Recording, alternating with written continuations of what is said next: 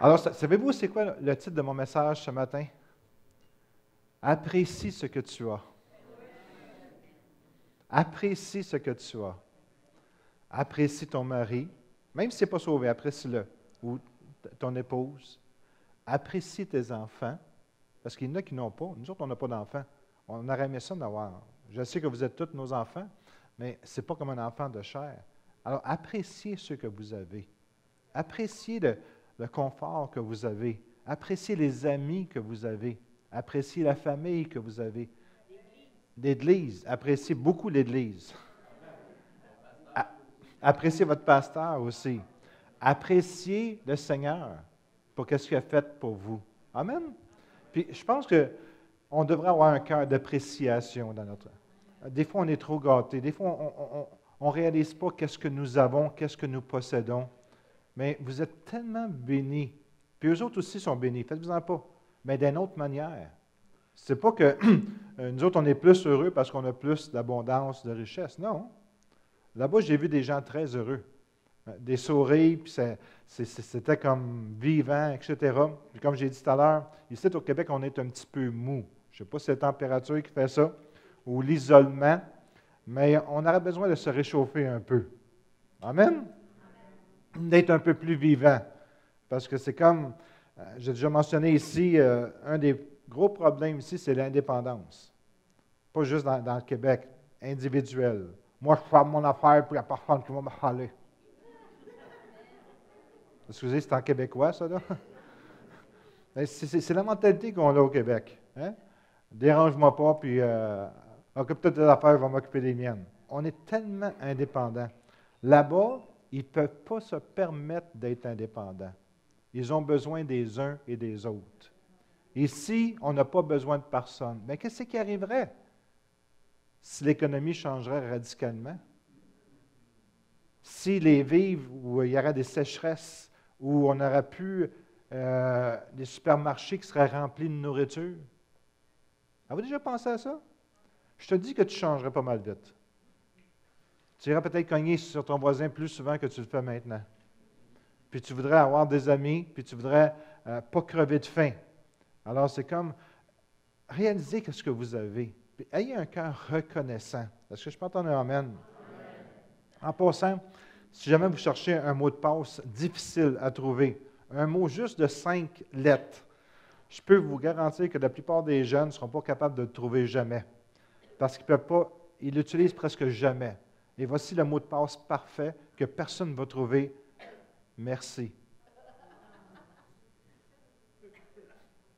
Il ignore ce mot de passe. Il n'y a personne, je te le garantis, qui va dire le mot de passe, c'est merci. Parce qu'il ne l'utilise pas.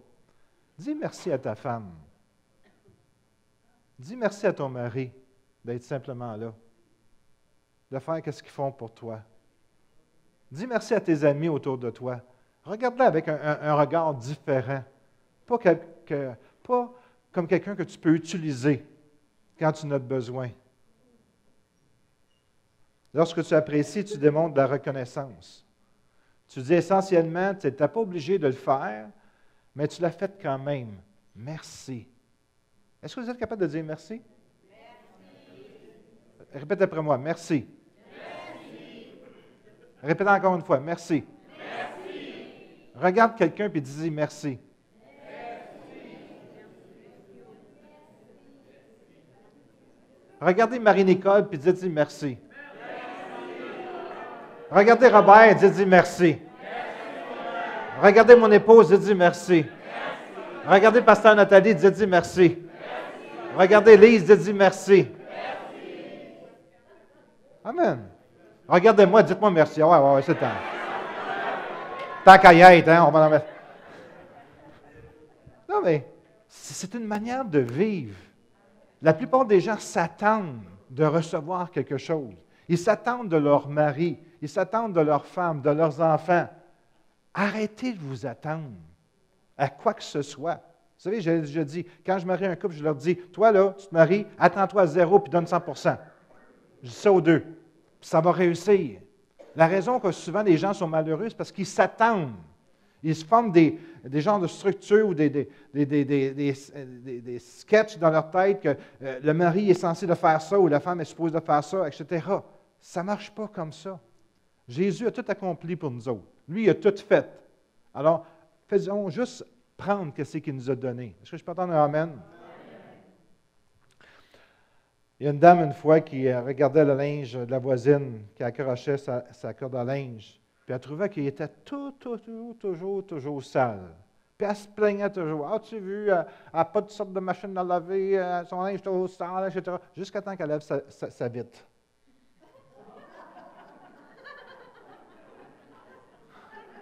Puis quand elle a lavé sa fenêtre, elle s'est aperçue que c'était sa fenêtre qui était sale, ce n'était pas le linge de la voisine. Y a-t-il quelqu'un qui a des lunettes de soleil ici? Passe-moi là, s'il vous plaît.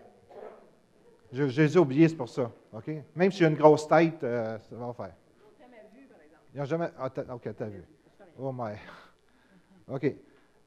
Quand je mets. Ouf, y a-t-il quelqu'un qui a des lunettes de soleil normales? Ah, merci beaucoup. Ouais, ça, c'est cute, ça. OK. Oh my. Sifflez pas, hein? OK.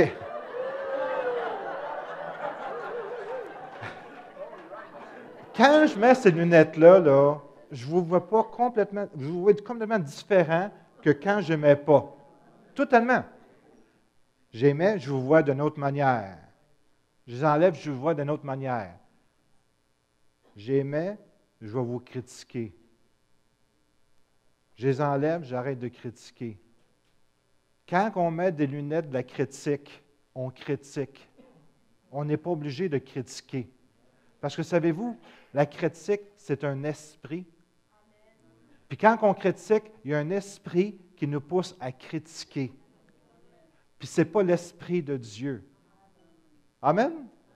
Alors faites attention de mettre vos lunettes de critique. C'est tellement facile. C'est simplement des lunettes qu'on met quand on critique.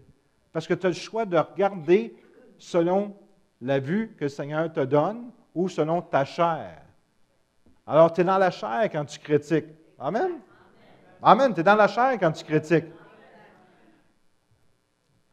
Je ne sais pas si je devrais en parler.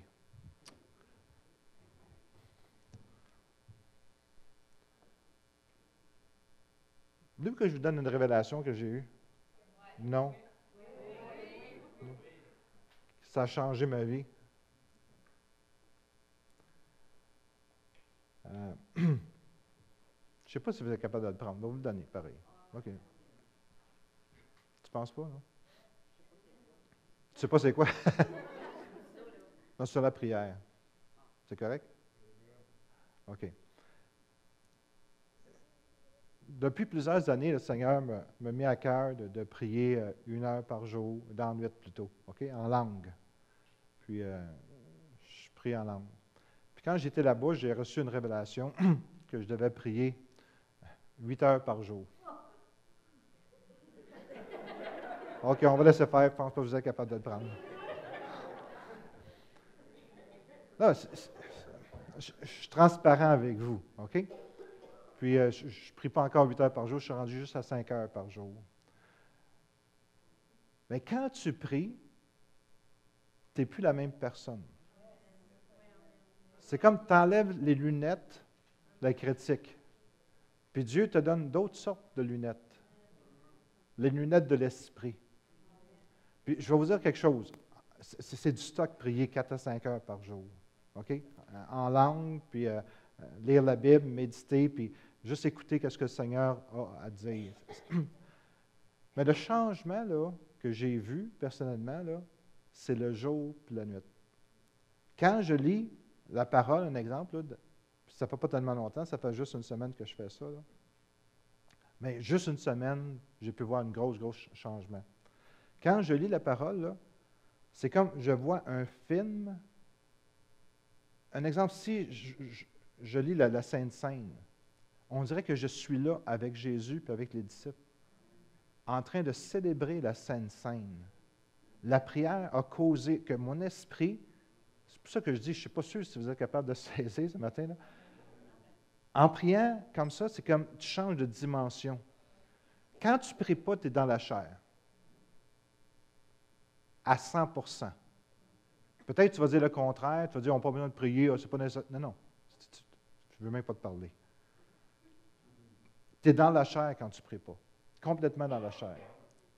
Plus que tu pries, plus que tu rentres dans le monde spirituel, puis tu comprends des choses que tu ne peux pas comprendre quand tu es là. Puis quand tu es là, tu ne critiques pas. Tu vas critiquer quand tu es là. Ouch. Quand tu ne pries pas, tu critiques. Tu critiques tout le monde. Tout le monde autour de toi parce que il faut que tu te valorises. Puis quand tu es dans la prière, dans la présence de Dieu, tu ne cherches pas à te valoriser, tu cherches à valoriser le Seigneur. Mais quand tu es dans la chair, tu te sens mal dans ton esprit, alors tu dois descendre toutes les autres autour de toi pour toi t'élever. Est-ce que vous êtes avec moi ce matin? Je veux juste vous encourager de faire certaines expériences vous-même. Vous allez le voir par vous-même, que c'est tellement différent une vie de prière. Quand je voyais ici pasteur Mamadou Karambéry, que pour moi, j'ai un grand estime énorme pour cet homme de Dieu-là. Ce n'est pas simplement un bon prédicateur, mais il est resté chez moi, puis il restait dans sa chambre pendant 8 heures de temps, il prie peut-être 8 heures par jour. Puis quand tu es en contact avec lui, il te parle, là, c'est comme, tu veux être en contact avec lui, ça fait juste couler. Puis j'ai expérimenté la même chose. Quand je parle avec des gens, quand je prie beaucoup, c'est tellement facile que ce n'est pas moi. Mais quand tu es dans la chair, c'est toi. Je ne sais pas si vous me saisissez. Non, vous ne me saisissez pas. Je vous garantis que pour le savoir, il faut que tu le fasses. Tu peux le concevoir dans ton raisonnement, puis penser le savoir, mais tant que tu ne l'as pas expérimenté. Puis je sais que vous travaillez, la plupart des gens, puis c'est difficile pour vous de mettre du temps de côté pour le Seigneur. Une autre chose, quand je disais, puis on dit ça les chrétiens, hein?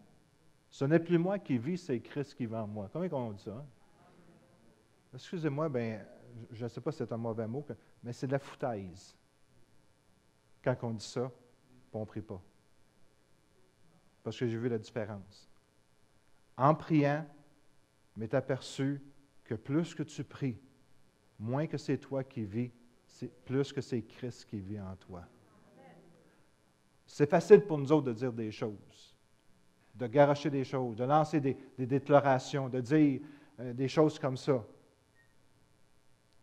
Mais c'est tellement superficiel le christianisme qu'on vit quand on ne prie pas. Puis qu'on se pense des gros chrétiens super... on se pète les bretelles, puis on pense qu'on a l'affaire. C'est quoi ça? Excusez-moi là, si je suis honnête avec vous un matin, c'est parce que j'ai fait une expérience personnelle, puis je vous ai dit que je vous la partagerai. Puis c'est le jour puis la nuit. Moi, je veux vivre dans le jour, avec le Seigneur. Puis quand tu pries, toute ta vie est complètement changée, transformée. Ta manière de voir n'est plus la même. Tu vois avec les yeux de Jésus. Tu n'accuses pas, tu ne condamnes pas, tu ne critiques pas. Au contraire, je suis arrivé à un point que si quelqu'un me fait du mal ou quoi que ce soit, c'est que j'ai la pitié pour eux autres. Pas de la vengeance, pas vouloir me revenger. Non, non, me dit, c'est comme... Puis prenez-le pas mal, c'est que je m'élève au-dessus de la situation, puis je dis, pauvre personne. Elle est juste rendue là. Puis elle pense que c'est tout. Il y a tellement de puissance dans la prière que la plupart des gens parlent des choses qu'ils ne savent pas, qu'ils ne comprennent pas et qu'ils n'ont jamais vécu. Parce que la prière t'emmène dans une autre dimension. La dimension, tu es comme avec Jésus. Comme je disais tout à l'heure, j'avais comme une vision que j'étais en train de manger la Sainte Seine avec Jésus. Je voyais Pierre qui était là, je voyais André, je voyais les barbes qui étaient là, je voyais des expressions dans le visage.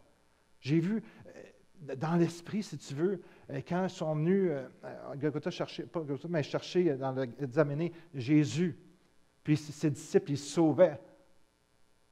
C'est comme tu es avec lui, puis tu es capable de ressentir les sentiments que Jésus a vécus à ce moment-là. Comment il nous a aimés. Parce qu'il était là dans Gethsemane, il dit, Père, écoute, s'il y a un moyen que tu puisses éviter que je passe par là, mais non pas ma volonté, mais ta volonté. Puis là, tu voyais l'agonie de Jésus, tu voyais les souffrances de Jésus, tu voyais qu'il a dit, Père, je vais y aller, même si ça ne me tente pas d'y aller. Puis la parole a dit qu'il a appris l'obéissance par les choses qu'il a su faire. Puis là, tu transportes ça dans ta propre vie. Jusqu'à quel point que je suis capable de souffrir pour apprendre des choses. Jusqu'à quel point que je dis que j'aime le Seigneur, puis je me fous de tout le monde, puis je suis indépendant, puis je veux faire mes affaires. Jusqu'à quel point que je suis capable de dire, ce n'est plus moi qui vis, mais c'est Christ qui vit en moi. Quand c'est moi qui continue à contrôler ma propre vie, puis à faire ce que ça me tente de faire, quand ça me tente, où ça me tente, puis comment ça me tente. Comment on peut dire qu'on est des chrétiens engagés, des chrétiens solides, des chrétiens matures, quand ces choses-là nous environnent?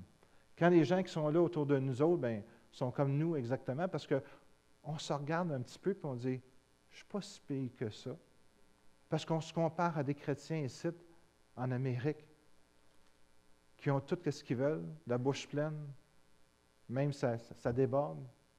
Puis on se pense des chrétiens victorieux quand le diable nous contrôle comme qu'il veut. C'est ça que ça fait la prière. Ça t'amène dans une nouvelle dimension que tu n'as peut-être jamais expérimentée, puis ça te révèle, en tout cas, ça te révèle qui tu es vraiment. Puis ce n'est pas toujours plaisant, même pour un pasteur de 30 quelques années de service, qui pensait que c'est plus moi qui vis, mais c'est Christ qui vit en moi. Quand je réalisais que c'était plus la chair qui domine que l'esprit. Mais quand tu tombes en prière, quand tu passes du temps avec le Seigneur, quand c'est lui qui devient le tout, parce que prier pendant 4-5 heures par jour, puis je ne suis pas encore rendu à 8 heures, que ça va être à l'heure, mais que je sois rendu à 8 heures. C'est comme tu meurs à toi-même. C'est comme la seule chose. Puis je vais vous dire quelque chose qui est intéressant. Le plus que tu pries, le plus que tu veux prier. Je veux te dire, j'ai trouvé ça étrange. Parce que normalement, j'aurais dû être tanné de prier.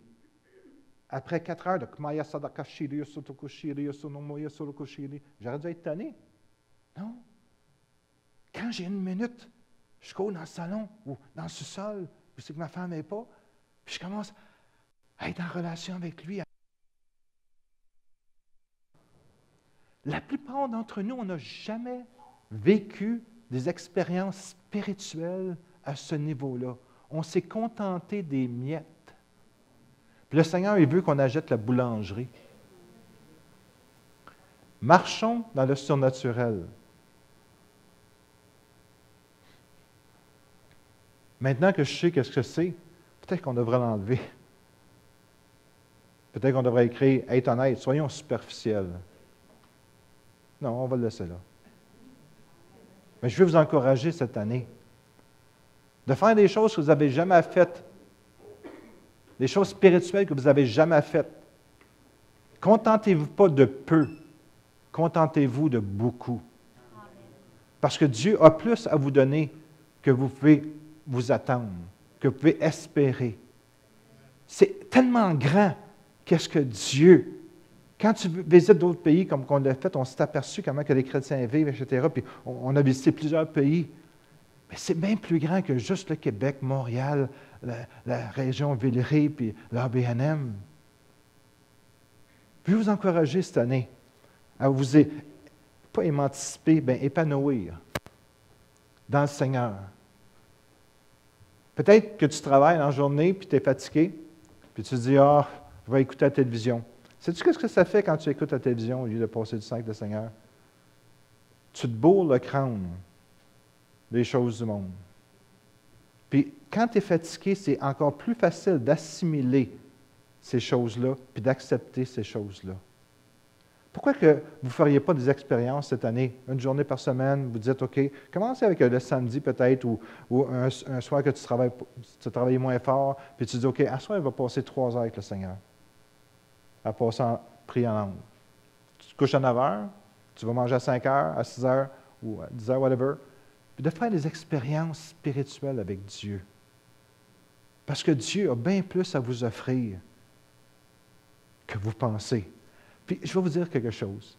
Je suis heureux. Je suis heureux. Plus que j'ai jamais été. Parce que qu'est-ce que le monde m'offre? C'est rien comparativement à qu'est-ce que Dieu est capable de t'offrir.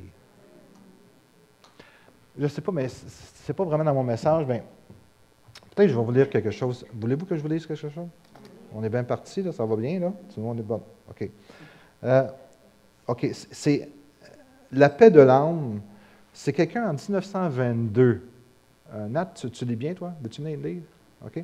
C'est quelqu'un en 1922.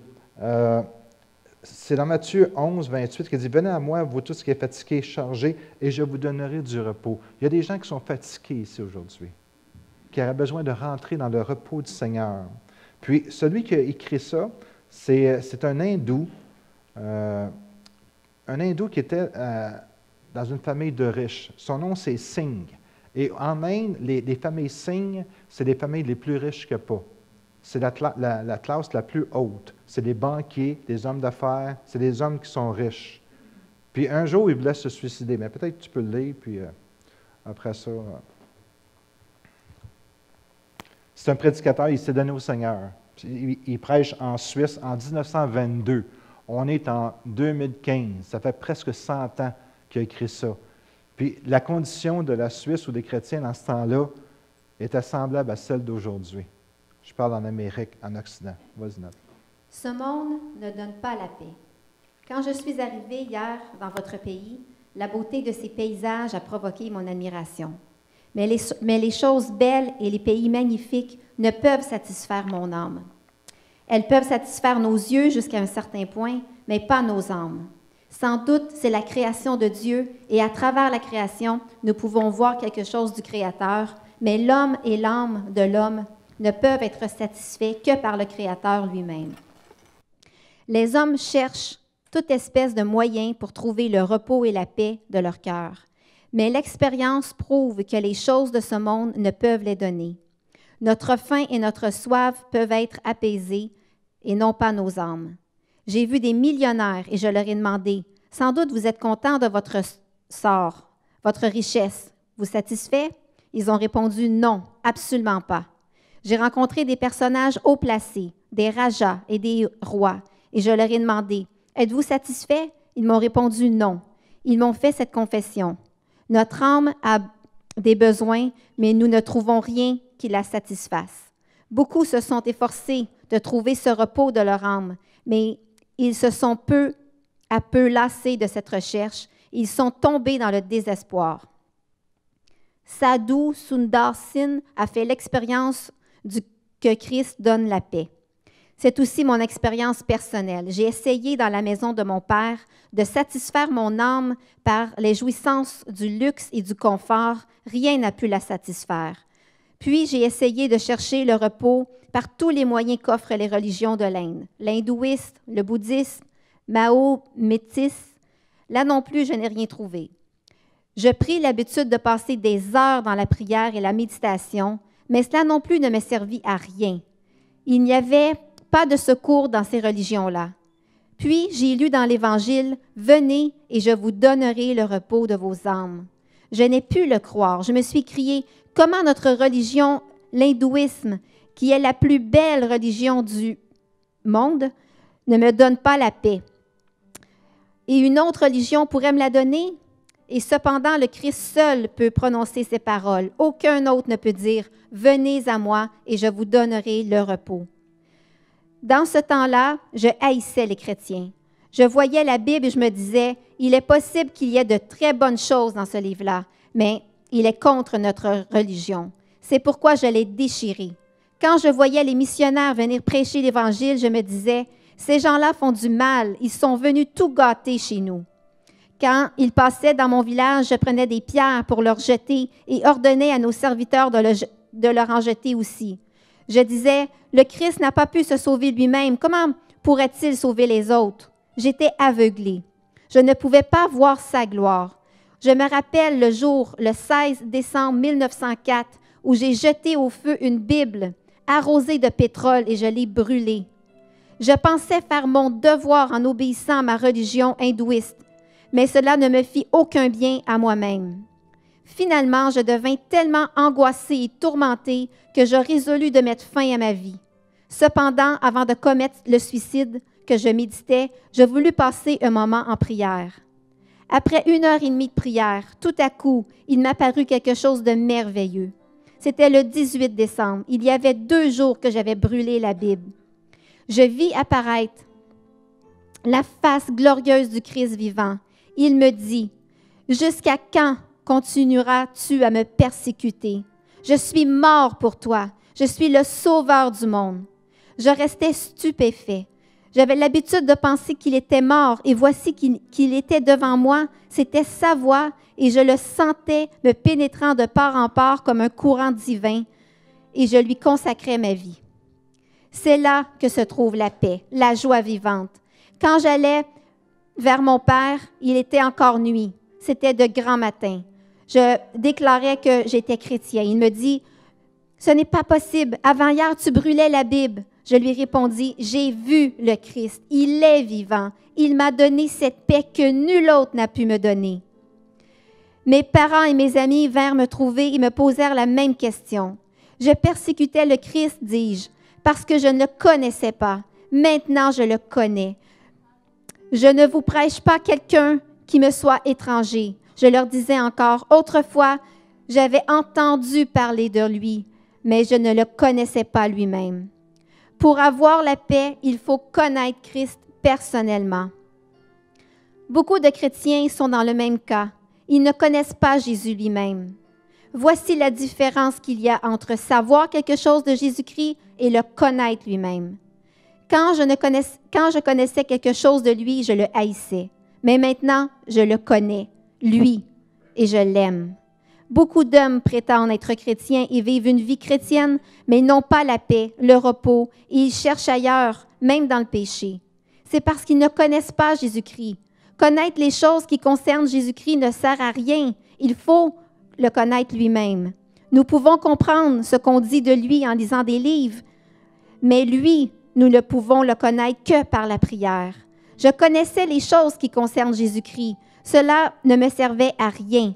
Mais j'ai commencé à prier. Il s'est révélé à moi. Et dès lors, j'ai pu dire aux autres, connaissez-le. Il vivra en vous. Il vous donnera véritablement le repos de vos âmes. La paix de Christ subsiste dans les jours mauvais. Cette paix, nous ne l'avons pas seulement lorsque tout va bien, mais c'est au milieu de la persécution et des souffrances qu'elle nous inonde. Au Tibet, je fus jetée une fois dans une citerne où je restais 3 jours sans nourriture et sans rien à boire. La porte était scellée et il faisait complètement nuit. Il y avait à côté de moi des cadavres. J'eus l'impression d'être en enfer. Alors monta dans mon cœur une tentation. « Où est donc ton Christ? Tu vois, il ne te sert à rien, il ne t'a pas aidé, il ne vient pas à ton secours. » Mais pendant ces 3 journées de souffrance passées au fond du puits, avec mon bras brisé dans la puanteur dégagée par les cadavres, je me souviens aussi de la joie de mon cœur que rien ne pouvait me ravir. Et je fis la comparaison.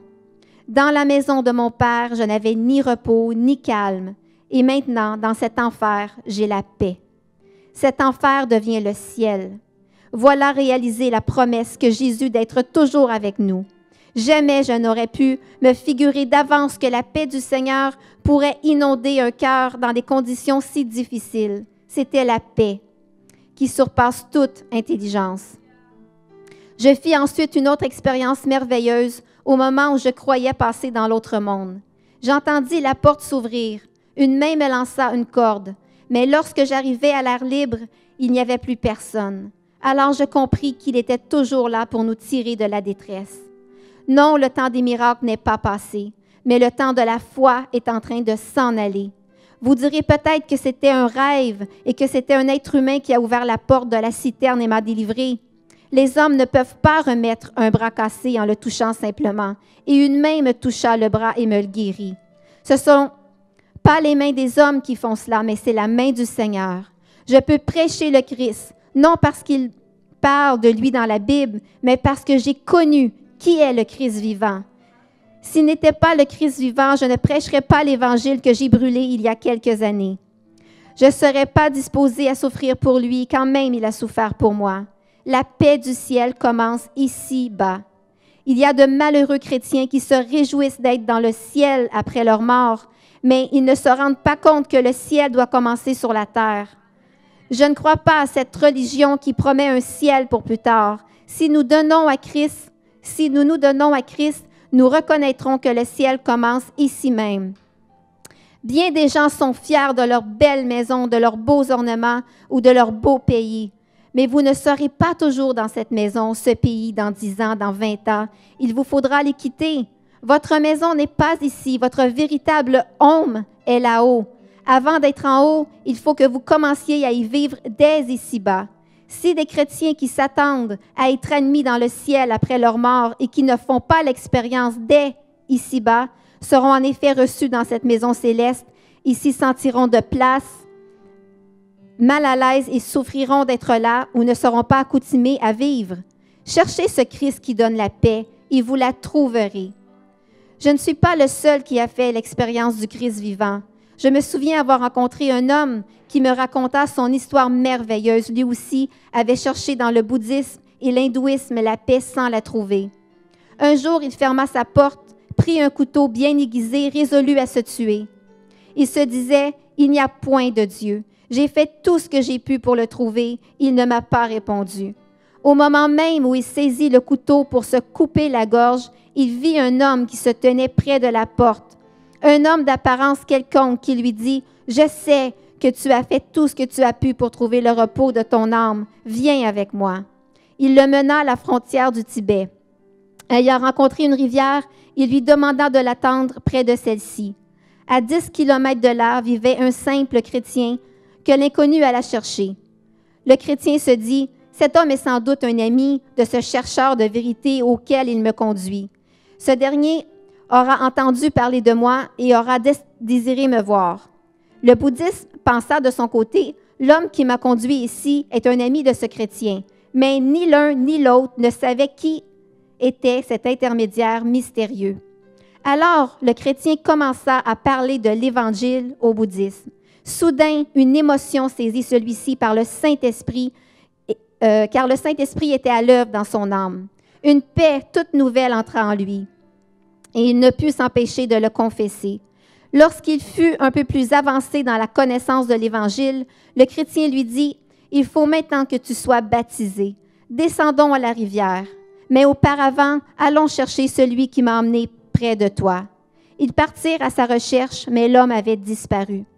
Alors ils reconnurent la merveilleuse réalité des promesses du Seigneur. En effet, cet homme avait cherché la vérité et le Seigneur l'y avait conduit. Voyez comment ceux qui cherchent sont amenés à trouver.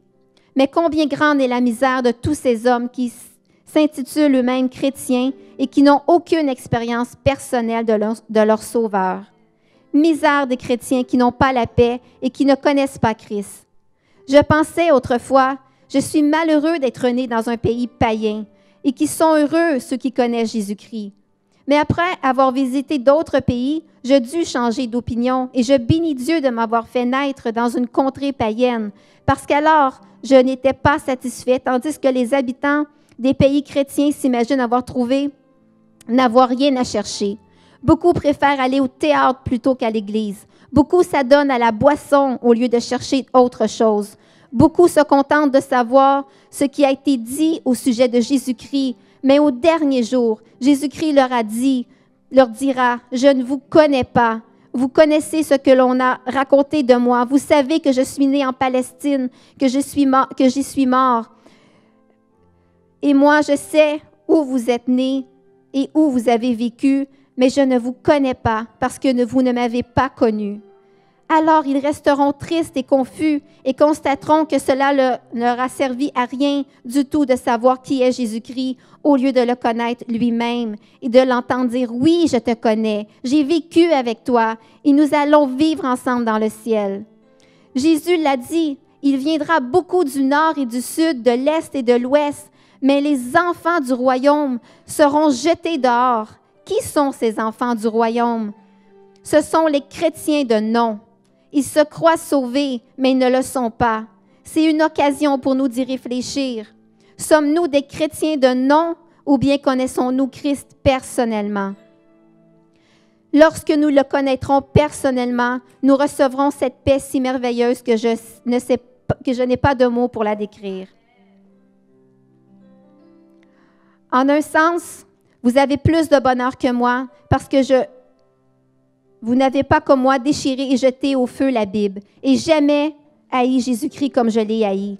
Mais un si grand pécheur comme moi peut être sauvé. Comment tous les autres ne pourraient-ils pas l'être? D'autre part, il y a beaucoup d'hommes dans les pays chrétiens qui seront punis parce que devant eux, ils se lèveront des représentants des pays païens qui leur diront « Vous avez perdu la vérité que vous connaissiez depuis votre enfance. » Pour nous, aux Indes, qui avons reçu Jésus-Christ, nous sommes reconnaissants aux chrétiens d'Occident de nous avoir envoyé des missionnaires, leurs propres fils, et dépensé leur propre argent pour nous. Autrefois donc, je pensais qu'ils doivent être de bons chrétiens et de gens merveilleux, ceux qui font ces sacrifices pour nous les envoyer. Mais lorsque j'ai visité certains pays chrétiens, j'ai été profondément désappointée de ce que beaucoup ne sont pas de véritables chrétiens et j'ai dû constater qu'il n'y a point de pays chrétiens, il y a des individus chrétiens. Je ne suis là, venu ici pour prêcher, mais maintenant pour rendre mon témoignage. Ce que Jésus-Christ a fait pour moi, il peut le faire pour l'autre. Plus nous savons des choses à son sujet, mieux nous sommes préparés à le connaître lui-même. Pour le connaître personnellement, il faut consacrer quelques minutes au moins chaque jour à lire sa parole et à prier. C'est alors qu'il se révélera à nous comme le Sauveur vivant et ensuite nous pourrons à notre tour rendre notre témoignage et proclamer que nous avons trouvé la paix auprès de celui qui a dit « Venez à moi, vous qui êtes travaillés et chargés, fatigués, j'imagine, et chargés, et vous trouverez le repos de vos âmes. » J'ai une grande joie à vous rencontrer, des frères ici. Nous nous rencontrons pour l'instant, mais le temps vient et il sera bientôt là, où tous, ceux du nord et du sud, ceux de l'est et de l'ouest, se rencontreront pour ne plus jamais se quitter. Alors nous ne dirons plus « Ma patrie, c'est la Suisse, l'Inde, mais ma patrie, c'est le ciel. »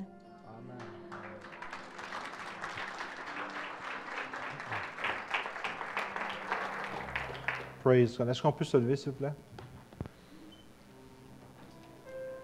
Je sens qu'il y a des gens qui ont besoin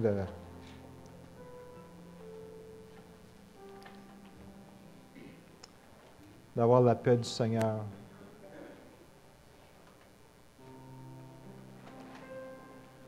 Il y a des gens ici que, vous n'êtes pas obligé de l'avouer, mais vous avez déjà contemplé le suicide. Parce que vous n'avez rien trouvé de bon dans ce monde. Puis vous dites, à quoi ça me donne de poursuivre? Le Seigneur me montre que vous avez besoin d'une guérison de cœur ce matin. Et si ça te parle ce matin, avance en avant. Le Seigneur va guérir ton cœur.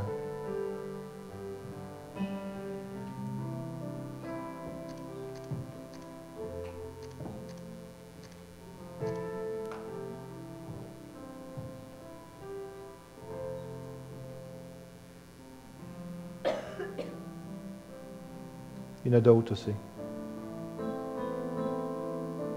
Il est temps d'arrêter de jouer à l'Église, de jouer à la religion. Il est temps que tu te mettes en règle avec le Seigneur.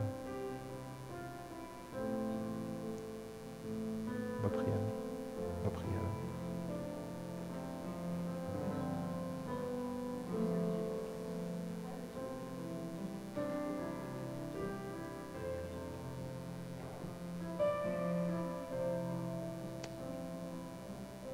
Si c'est ta situation, avance en avant. On va prier pour toi. On va briser cet esprit de suicide. Il n'y a pas de honte. Écoutez, si dans la maison du Seigneur, on n'est pas capable d'être honnête,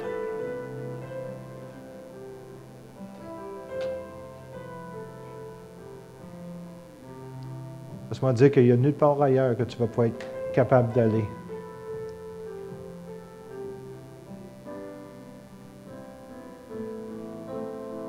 Il y a déjà 2 personnes qui ont avancé, mais je sens qu'il y en a plus que ça.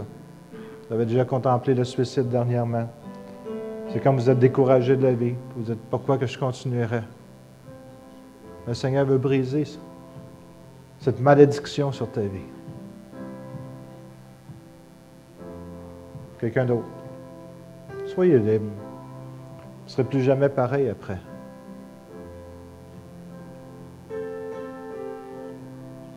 Amen. Écoutez, on est en famille ici, là.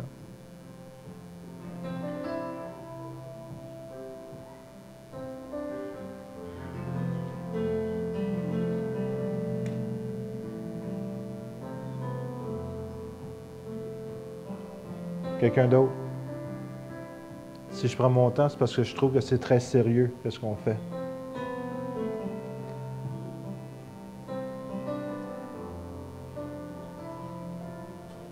S'il y a quelqu'un d'autre qui veut s'avancer, avancez.